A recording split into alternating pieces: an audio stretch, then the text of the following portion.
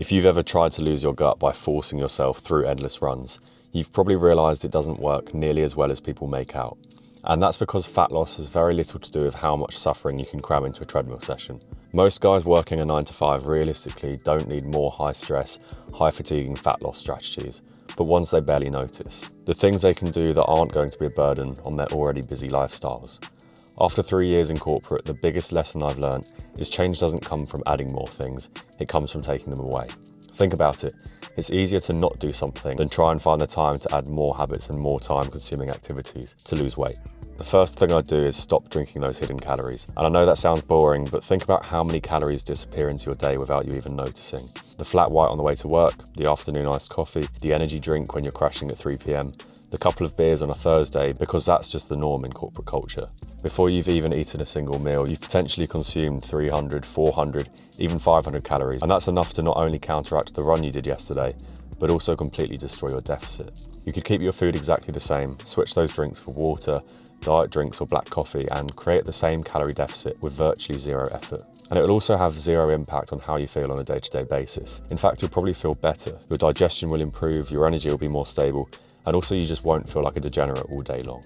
The second thing is simply adding more low-intensity expenditure during the day. Go for a walk mid-morning and mid-afternoon, go for a walk at lunch, make the small decision to walk to a slightly further train station on your commute. 1,000 steps burns roughly 30 to 50 calories. So if you're hitting 10,000 steps daily, that's easily another 500 calories burned. And the benefits far outweigh the pure caloric burn too. It will have less impact on your recovery, and it also does break the day up nicely instead of having to be stuck to your chair for 8 hours in a row at work. Third, batch cook your meals and just eat the same every day. Whilst this does require effort and planning up front, it will save you a ton of time trying to figure out what to eat during the day, and it also frees up a lot of mental space for more important decisions. It also stops you from having to rack your brains working out how many calories each meal has and worrying about when and what your next meal might be.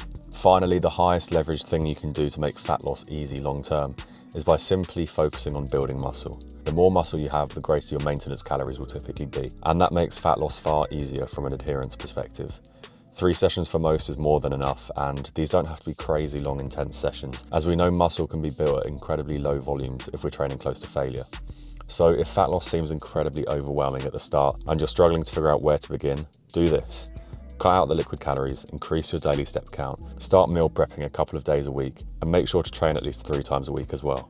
If you can do this consistently, that's enough to make meaningful progress. The real reason people quit is because they try to change everything at once, but by adapting these 4 small lifestyle habits, you introduce yourself to the world of fat loss without burning yourself out in the process.